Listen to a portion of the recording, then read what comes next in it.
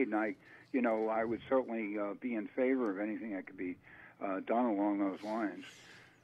With the experience you have, Mike, and with the people that you've talked about and talked to about the UFO connection, the ET connection, the members of the military that you've seen their videoed testimonies, do you believe in your heart of hearts that these visitors hold a threat to humanity? No, I don't think that they hold a threat to humanity. I would never say flatly that there is no possibility that some of the beings out there and some of the beings out there might not be friendly. I mean, you walk around in New York City and not everyone on the street is friendly. Yeah, that's true. But if they had wanted to take us over, they certainly could have a long time ago. I'm sure you've heard that. Yeah. And they seem to have played a vital role in our development as well. So I don't think that that's the problem. I think that as the environment continues to decline, and it's doing so rapidly, that there will be more of a likely or possibility anyway of making contact. And, many of whatever the UFO abductee phenomenon might be about, and I've met a lot of UFO abductees in the New York metropolitan area, it seems to be, have a very large non-physical component to it, and that the people who were abducted, and I don't think lots of people realize this, they're transported through usually the closed window of their apartment or their home, unless their windows happen to be open. So it's more along the lines of an out-of-body experience, and yet they return home. They always return home, but they return home, and in some cases at least there been small scars or markings in some cases. So we really don't know exactly what the UFO abductee process is all about. Mike, I know that you're a great believer in the return of Planet X. Yeah. Tell us what your latest findings are, and is Planet X coming back? Well, I was friends with Zecharia Sitchin, the author who popularized Planet X. A great man. I lived here in Manhattan, and also I was friends as well with an associate of the late Tom Van Flandern, who was the chief astronomer for the United States Naval Observatory in Washington, D.C., and going all the way back to, I guess, in the early 80s, he made the government's announcement of the finding of what they then called Planet X, or Nibiru, and it made the front pages of a lot of newspapers all over the world at that time. Now, to be fair about it, in recent years, Tom passed away about 2 years ago. In recent years, prior to his passing, he had come to believe that perhaps the Planet X that he thought was out there was not because of the way that it, that it would affect other planets, perturb other planets. And so he had sort of gotten away from the Planet X thing. Now, I, on the other hand, have not gotten away from Planet X. There are a couple of things that are of great concern to me right now regarding Planet X. On the negative side, I have a hard time, too, believing in Planet X from the standpoint of where is the specific hard evidence in terms of photographs, video, sightings, all of those things. Now, there are lots of people who, claim in the so-called Planet X community, there is one, claim that they have photographs and that it's lurking on the other side of the sun, and this, that, and the other thing. Well, we're talking about a planet that's about 4 or 5 times, if it exists, 4 or 5 times the size of the Earth. Right. But it's also very dimly lit, according to Sitchin and others. So it wouldn't be that easy to spot until it was rather too late. But what concerns me is 2 things. Number one, really concerns me, that meteors and asteroids have been coming toward Earth in recent months with a vengeance. This meteor bombardment is something that we've never experienced in our lifetime. These meteors are not coming from nowhere. They're coming from the outer edge of the solar system where Planet X normally is. And according to Sitchin, as this planet moves into the inner solar system, it drags along a debris field with it that's made up of meteors and, those sorts of objects. Now, additionally, my research has found that more than 24 astronomers, including some prominent ones, have died mysterious deaths, much like what happened in the wake of the John F. Kennedy assassination to some people who might have been onto some information. All of these astronomers specialize in researching of near-Earth objects such as comets, meteors, and asteroids. And they have died mysterious deaths. I'm not just talking about somebody who drops dead, I'm not talking necessarily about somebody who's has cancer unless it happened like overnight. Sure. But car accidents, cable car with maybe a dozen French astronomers who are working for the Vatican as it happens. The Vatican is very, very interested and very involved with this subject. They have in Mount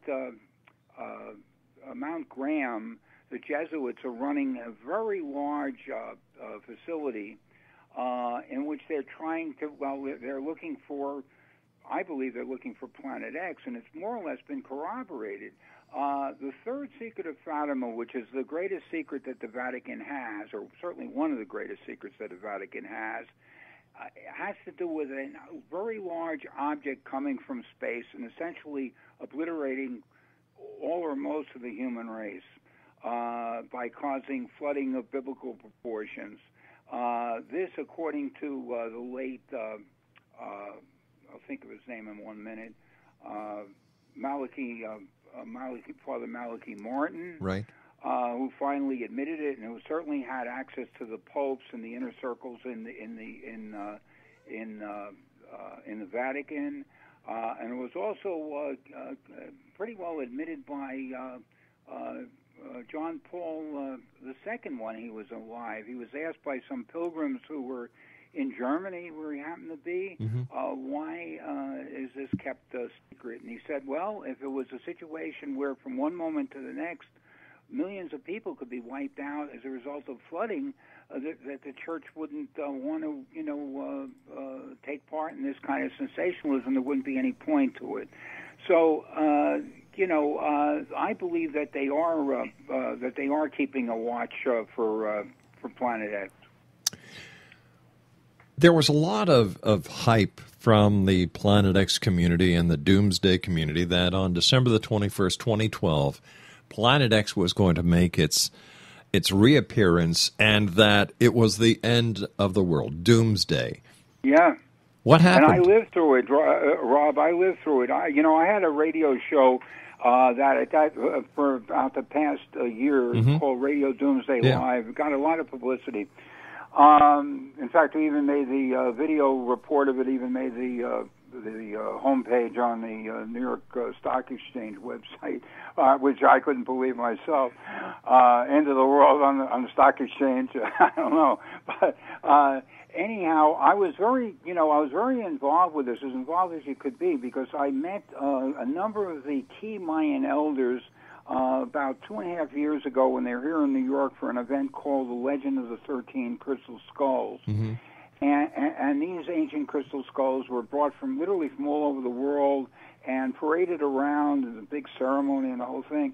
And it was very interesting, and the vibe was very unusual there. There was something going on, and it was hard to put your finger on it. But in any event, I met people like Hunbatsman, who's the key one of the key Mayan solar priests, and Don Alejandro, who has a cabinet-level position dealing with indigenous peoples in Guatemala, and I even met Don Tomas Calvo, who is considered to be the Mayan Pope, the highest spiritual leader of the Mayan people, when he came here in New York to address the United Nations. Now, they all, with the exception of the Mayan Pope, who kind of played down the doomsday stuff, the Mayan elders certainly did not. In fact, they made very clear that they did not believe in any way, shape, or form that December 21st, 2012 meant the end of the world. And this is something that the media, the news media, as far as I'm concerned, set this up as a paper tiger, because there was never any evidence or any statements that I could find attached to that.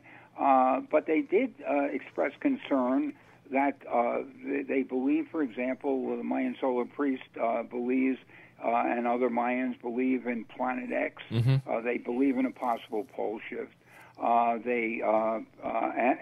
the key Mayan, one of the key Mayan leaders, Don Alejandro in Guatemala, whom I met, was very concerned about environmental catastrophes such as we're experiencing right now, and he felt that it certainly didn't mean the end of the human race, and not on any particular date, or having anything to do with the calendar per se, but that we were, except to the point that we were engaged, we were moving into another cycle, and while that would present an opportunity for the human race to elevate itself spiritually, that there would be a lot of grief that we had to go through with the environment, with disease, there'd be social chaos, there'd be all kinds of things which we see, of course, every day on the news, and it just it's unbelievable, and we think it can't get any worse. Well, I'm afraid it is going to get a lot worse, and frankly, it's moving on. It's moving much faster than I thought it would, and I'm worried about it. But I also think that people shouldn't panic.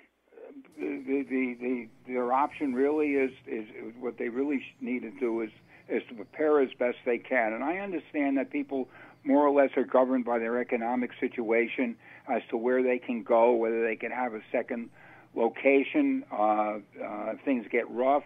And unfortunately, there's really no safe place to hide ultimately, because if one place in the United States or in the world is not subject to flooding, then another place, then it might be subject to some other environmental catastrophe. But there are places that are relatively safer, not as prone to flooding.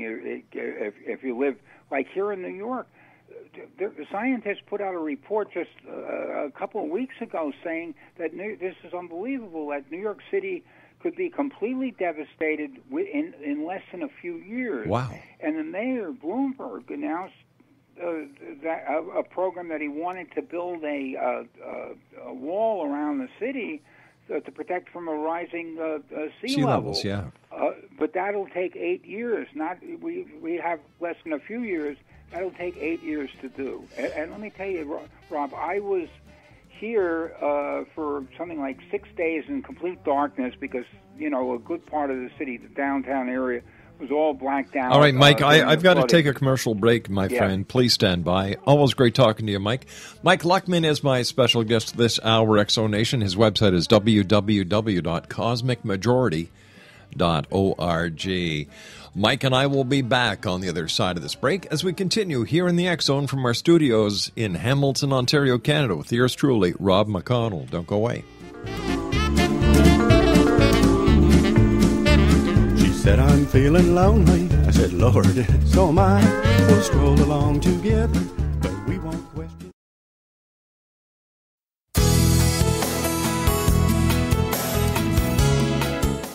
With each new extreme weather event or terrorist act, it becomes increasingly obvious that we live in uncertain and challenging times. We all buy car insurance. Why not collapse and catastrophe insurance? Matthew Stein, an MIT-trained engineer and green builder, has written 2 outstanding books to help people prepare, plan for, and deal with everything from minor situations lasting a few days to full-on collapse. Matt's first book, When Technology Fails, is a manual for self-reliance, sustainable living, and surviving the long emergency. This massive book covers the gamut from first aid and emergency preparedness to alternative healing, renewable energy, primitive living skills, and 18th century technologies that could be critical to your comfort and survival in a long-lasting crisis. Matt's second book, When Disaster Strikes, is a comprehensive emergency preparedness handbook and survival guide. When Disaster Strikes is an essential item for every family's go bag. Both books are available at all usual sources. There's a wealth of totally free information posted at whentechfails.com, and author-signed copies may be purchased at mattstein.com. That's www.whentechfails.com and www.mattstein.com.